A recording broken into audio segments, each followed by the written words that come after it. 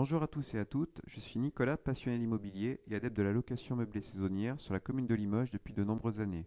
Vous trouverez sur mon blog Locastuce conseils et astuces concrets pour développer votre business en toute tranquillité. Aujourd'hui, je souhaite voir avec vous quel est l'intérêt d'avoir le statut de superhost sur Airbnb. Il faut savoir qu'effectivement, sur Airbnb, vous avez une offre pléthorique de logements pour tout voyageur de passage. Vous avez tout type de logement à tout type de prix. En revanche, Airbnb, pour singulariser la qualité de l'offre de certains hôtes, a mis en évidence un tag que vous pouvez retrouver sur différentes annonces qui est intitulé donc Superhost. Comment pour un hôte obtenir ce statut de superhost et quel avantage en tirer? Alors pour avoir ce statut de superhost sur Airbnb, vous devez respecter 4 critères quand vous êtes un loueur en saisonnier. Le premier étant celui de la notation globale que va vous conférer vos différents voyageurs. Il faut savoir que la note obtenue doit être au moins équivalente à 4,8 étoiles sur 5, sinon supérieure à ce minima. Effectivement, pour avoir une telle note, il faudra ainsi que l'expérience offerte à chaque locataire soit presque irrésistible, sinon parfaite. Donc soyez vigilants si vous souhaitez opter pour le statut de superhost à respecter ce critère de notation. Le deuxième critère doit être fondé sur votre expérience d'hôte. Alors Airbnb fixe deux critères indépendants, soit un critère en nombre de nuitées, soit un critère en nombre de voyages effectués chez vous. Donc quand on raisonne en termes de nombre de nuitées, il faut au moins que, en termes d'expérience manifestée, l'hôte ait au moins effectué 100 nuitées au sein de la même année, correspondant au moins 3 séjours. Donc ça, c'est le critère de nuit à respecter pour avoir le statut de superhost. Sinon, il faut au moins que 10 voyageurs se soient présentés, bien entendu, au sein de la même année, au sein d'un même hébergement, pour pouvoir postuler au statut de superhost. Le troisième critère va être au niveau des critères d'annulation. Il faut savoir que tout hôte ayant effectué moins de 1% d'annulation, bien entendu, on ne compte pas les cas de force majeure, de telle manière à ne pas pénaliser ce ratio, ce ratio de 1% d'annulation à l'initiative de l'hôte, eh bien, doit permettre ainsi à tout voyageur de passage d'être tranquille au moment où il arrive au sein d'un hébergement. Donc en définitive, Airbnb a estimé que par rapport à l'acquisition de ce statut de superhost, on ne doit pas s'inscrire dans une démarche trop souvent ou trop répétitive d'annulation. Quand même, l'hôte pourrait être mal à l'aise face à une demande de réservation. Donc attention à respecter ce critère par rapport au niveau d'annulation. Le dernier critère concerne tout simplement un critère propre à tout loueur en saisonnier, c'est-à-dire la réactivité, l'adaptabilité. Tout loueur doit avoir fait une réponse à une demande d'information ou de réservation quand il n'y a pas de réservation instantanée d'activer sur une annonce, tout simplement avec un niveau de réponse qui est de 90% en ayant formulé donc une réponse dans un délai d'au moins 24 heures. Bien entendu, ce sont 4 critères cumulatifs qui permettent donc à un hôte d'être tagué de ce statut de superhost. Alors, quels sont de mon point de vue les deux avantages qu'offre ce statut? D'une part, c'est une meilleure visibilité dans les résultats de recherche, c'est-à-dire que quand on va avoir un locataire de passage qui va sélectionner de date à date les besoins d'hébergement sur une commune spécifique, eh bien, il est naturel pour Airbnb d'afficher en priorité toutes les annonces taguées donc d'un statut de superhost, répondant aux critères qualitatifs que je viens d'évoquer au nombre de 4. Et le deuxième avantage, bien entendu, pour l'hôte, c'est un critère important puisque qui dit un meilleur référencement dit une espérance de gain plus élevée en termes de loyer et donc de rentabilité, puisque concrètement, le voyageur qui voit et qui connaît donc les critères d'Airbnb par rapport à l'acquisition de ce statut de superhost ira plus facilement en toute confiance dans un hébergement euh, avec un hôte expérimenté et pourvu de très très bons commentaires pour pouvoir ainsi être tranquille concernant donc une réservation qui fera l'objet d'un taux faible d'annulation et plus largement vivre une expérience tout à fait sympathique et tranquille par rapport aux exigences que chaque voyageur peut chercher quand il est amené donc à réserver au sein de tel ou tel hébergement. Donc ce sont les deux critères qui sont importants au niveau du voyageur, qui sont également conjointement au service de la rentabilité de la personne et de l'autre qui donc cherche le statut de superhost, tant au niveau pour améliorer sa visibilité dans les résultats de recherche d'Airbnb, donc son référencement, que pour augmenter son taux d'occupation et par ailleurs l'espérance d'un gain plus élevé au niveau des loyers perçus et de la rentabilité de l'activité de loueur effectuée sur Airbnb. Donc ce sont des éléments à considérer. Alors qu'en est-il de ma personne? Parce qu'effectivement je mets en exergue ce statut de super host. Est-ce que je suis dans les clous? Eh bien à l'heure d'aujourd'hui, il faut savoir se remettre en question. Alors sur les 4 critères, je vais être bon pour 3 critères sur 4. Le seul critère pour lequel je ne vais pas être bon, ça va être les annulations. Alors, je vais avoir le niveau de notation adéquat par rapport à certains de mes logements, pas à tous.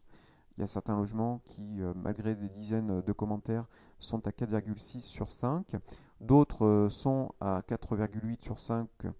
Et pour les annonces qui sont juste notées avec 3 ou 4 commentaires, bien, elles sont à 4,9 sur 5.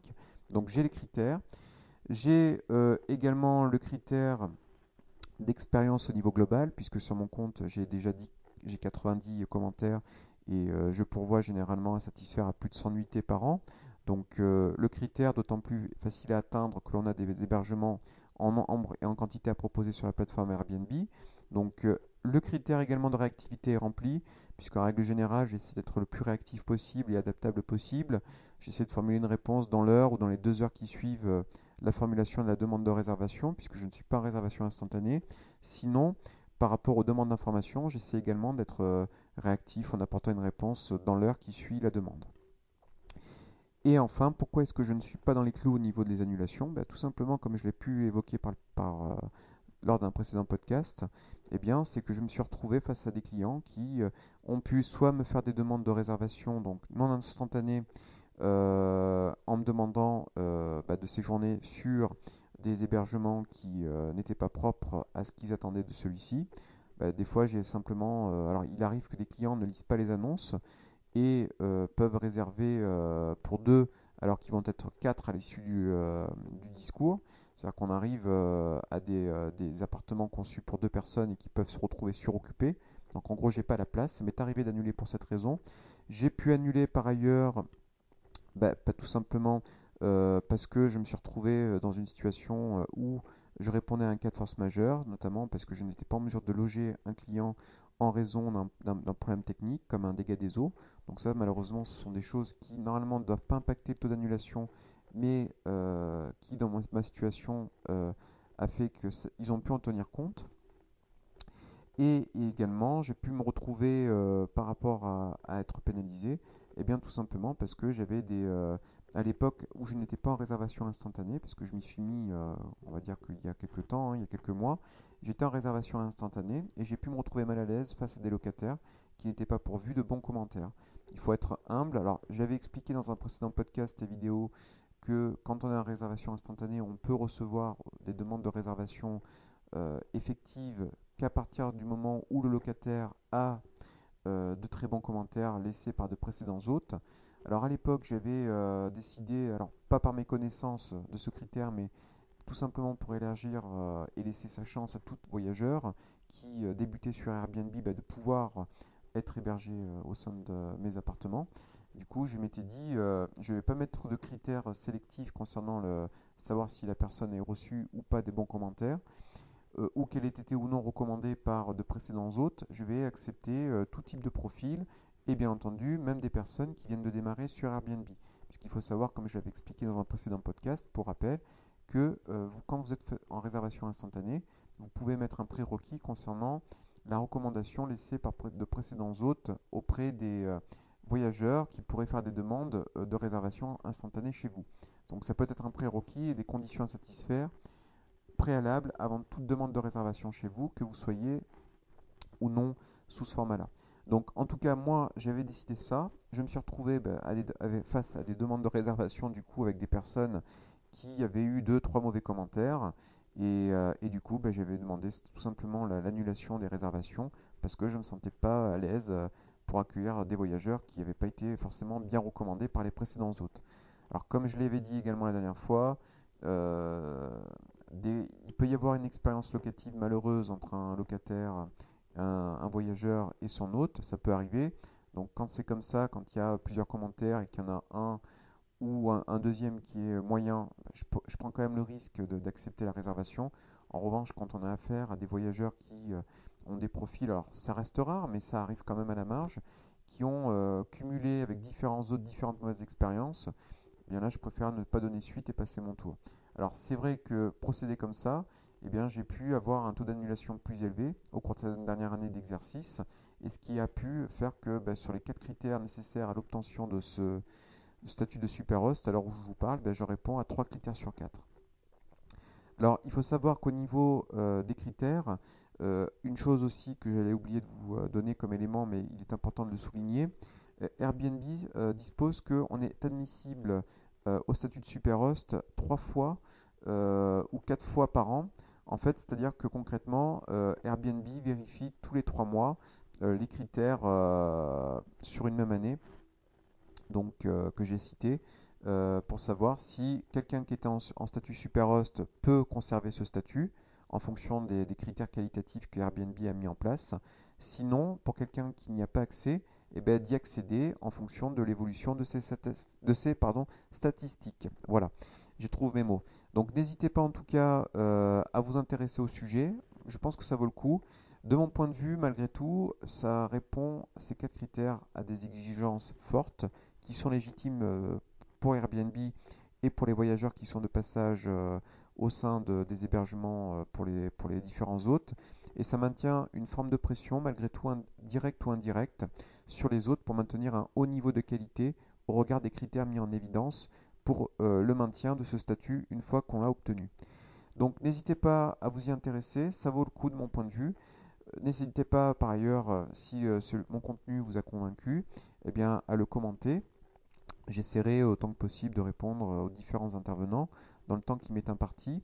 N'hésitez pas à me suivre sur ma chaîne YouTube Locastus et à vous abonner sur ma plateforme blog locastus.com pour être mis à jour de mes publications et de mes notifications.